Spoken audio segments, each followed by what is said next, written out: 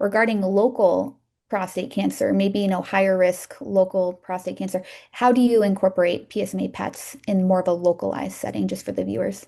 Yeah, so if they've had, if they have localized disease, we do the PET PSMA. We've shown now that they don't have disease outside of it, then, they end up getting the standard treatments, prostatectomy or getting radiation along with ADT if necessary based on their stage.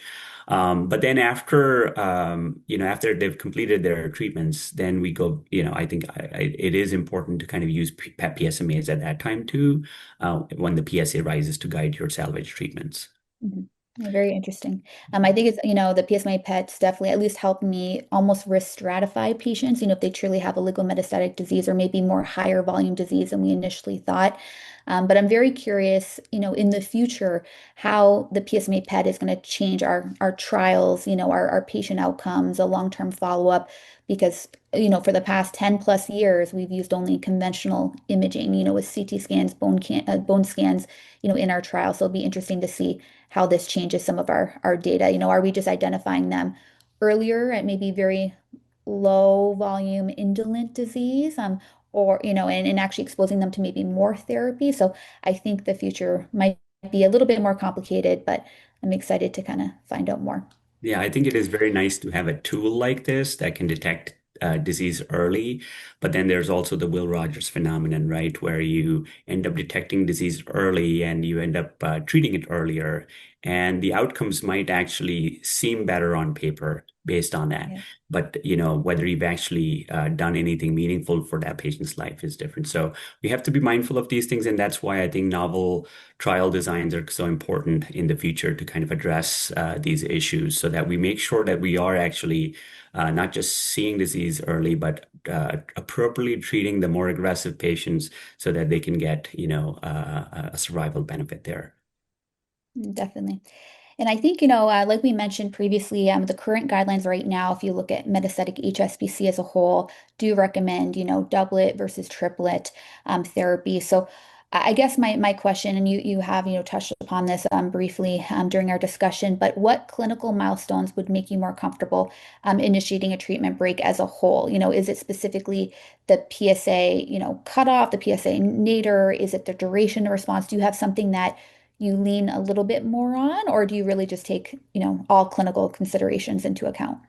Yeah, so I will usually not offer de-escalation to everybody. I will basically essentially look at the PSA if it has become undetectable, if it happened quickly, if it is sustained for, a year or two, and if the, patient had oligometastatic disease that was completely targeted, if there weren't any other genomic factors, that if the patient had favorable genomics, essentially. And those are the patients where, I will offer de-escalation, especially if they are experiencing some toxicity as well, because they're then excited to kind of come off of treatments. I But in, completely agree. yeah, but in the absence of, really hard evidence for patients who are tolerating the treatments well and don't want to come off the treatments, I don't suggest that they do. I will continue their treatments. Especially if they have some of the higher risk features. Yeah, I completely agree. And one thing I do want to highlight, and this just, was a recent, not publication just yet, I don't think, but just a press release, is the data showing that PSA nadir, if we have someone that actually has a PSA nadir less than or equal to zero point 0.2, it actually does show that they have significantly better outcomes, which in my mind makes PSA one of the more somewhat reliable biomarkers we have. We're definitely lacking biomarkers in this disease, but something to consider for trials. And perhaps if they do, de-escalate or have a PSA nadir less than zero point 0.2, maybe those might be patients that we could consider de-escalating therapy for. So, and I know there's currently trial data looking at that to answer that. So looking at the trial data or the data is pending currently, is there any trials that you're most excited for? Yeah, just to kind of add to that last point, I think PSA of zero point 0.2 or less, I think for a patient with a starting PSA of 60 or 70, I think it's a tremendous response, and they have had a 300, 400 fold reduction in their PSA. But if they have high volume or, a lot of metastatic disease and their PSA starting point was 2, which we sometimes see in these aggressive patients, I'm not sure if point 0.2 is really the cutoff for those patients. So I think we have still, we're still Long learning ways to and go. still kind of use those, appropriately.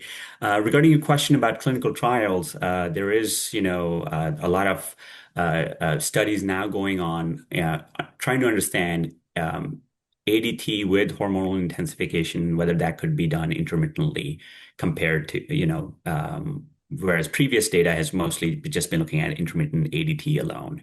So there's the de-escalate study, which is an EORTC study looking at intermittent ADT versus intermittent ADT plus an ARPI versus continuous treatments. There is the ADREAM study, which is a phase 2 study looking at that PSA nadir of less than zero point 0.2. And if after 2 years, you've had that PSA nadir, then they are stopping their ADT plus ARPI and following their quality of life and their PFS. And then there's the EXTEND study, which is a phase 2 or 3 study looking at metastatic prostate cancer with 5 or less sites and trying to see if whether systemic treatment is even necessary. And so in this study, they're doing MDT plus or minus systemic therapy, and we will see if, what the difference in outcomes are with that. So I'm really excited about those 3 trials in particular. Definitely the same. Yeah, they're the main three I actually have on my radar as well. And I think, just looking at all the trials that are pending, de-escalation strategies are definitely a hot topic in the field. When we look back even just a couple years, I think the focus was more so on who to intensify therapy to, from doublet to triplet. But we do, understand that there might be a subset of patients that we are over treating, even with a doublet therapy for lifelong androgen deprivation therapy, because there is toxicities, quality of life issues, even financial issues that come with intensification of therapy. So a very exciting time. I'm looking forward to see the trial data, and hopefully there's a subset of patients that do still have great outcomes. Hopefully can be cured if they're oligometastatic disease, and we get them off therapy for a short period of time to improve their quality of life.